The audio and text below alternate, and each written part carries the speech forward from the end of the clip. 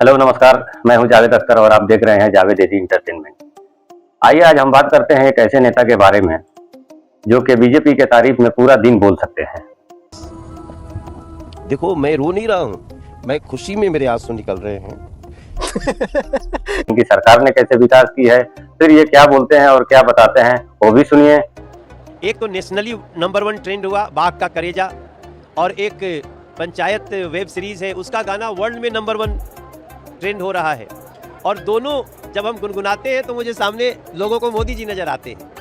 जब हम कहेंगे जे का बाघ का करेजा दे के ऊपर वाला भेजा हो काकाई डेरवाई गुनहगार नगरिया, मोदी जी दिखते हैं। अगर नरेंद्र मोदी के बारे में कुछ पूछा जाए तो ये पूरा दिन बोल सकते हैं, लेकिन वहीं अगर विकास के बारे में पूछ दिया जाए, देश के डेवलपमेंट के बारे में कुछ पूछ दिया जाए तो ये फिर रोने लगते हैं। और रोते भी ऐसे हैं कि मतलब देख के आप मान लीजिएगा कि बहुत दुखी आदमी है, बहुत दुखी नेता है, देश के लिए कुछ करना चाहता है लेकिन कर नहीं पाता है।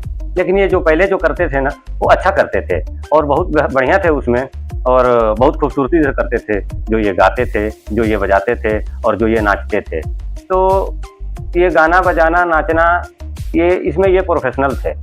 अभी थोड़ा बहुत कुछ सीख के राजनीति में आए और ये राजनीति करने लगे। और नरेंद्र मोदी और बीजेपी के तारीफ में मैं तो उनका एक सांसद भी हूं, लेकिन जो सम्मान दिया उन्होंने, जो ऊर्जा भरी मेरे अंदर, मैं उसके लिए बहुत धन्यवाद करना चाहता हूं। शब्द कम पड़ रहे हैं। और उन्होंने कहा भी कि जिनका हमने नाम लिया वो भी 9 लोगों को नॉमिनेट करें। तो मैंने भी लगभग 9 लोगों का नाम मैंने भी अपनी तरफ से सोच लिया है। मैं अपनी तरफ से हमारे भोजपुरी फिल्मों के एक बहुत सशक्त अभिनेता हैं, उत्तर प्रदेश में जौनपुर की मिट्टी के लाल हैं रवि किशन जी, उनको मैंने अपनी तरफ से नॉमिनेट किया है। और गाजीपुर से एक हमारे भोजपुरी के एक्टर हैं दिनेश लाल यादव, निरुआ के नाम से जाने जाते हैं, उनको भी मैंने नॉमिनेट किया है। बीजेपी में आने के बाद से इन्होंने बीजेपी की तारीफ शुरू कर दी, नरेंद्र मोदी जी की तारीफ शुरू कर दी, और यही सब कर करके दिल्ली से बीजेपी प्रदेश अध्यक्ष बन गए। उसके बाद से दिल्ली से सांसद के लिए लड़े और जीते भी। लेकिन आज भी अगर इनसे विकास के बारे में बात कर दीजिए तो ये रोने लगते हैं, क्योंकि रो के इनको लगता है कि रो के हम बच जाएंगे, रो के हमको सहानुभूति मिलेगी। देखो मैं रो नहीं रहा हूँ, मैं खुशी में मेरे आंसू निकल रहे हैं। अरे बचना है तो बचने की जरूरत ही नहीं है, आप विकास करिए, आप अपना जो खुद का काम है वो करिए। और ये सब बातें करते हुए आइए देखते हैं एक बार कि अगर इनसे कुछ विकास के बारे में कुछ बात किया जाए तो फिर ये कैसे उसके बारे में जवाब देते हैं। तो 10 साल हो गया सरकार को जी, 10 साल हो गया आपको सांसद बने जी, और तीसरे कार्यकाल में इस क्षेत्र के हर घर की कीमत 3 गुना कर देंगे। पर ये तो गलत हो जाएगा ना? क्यों?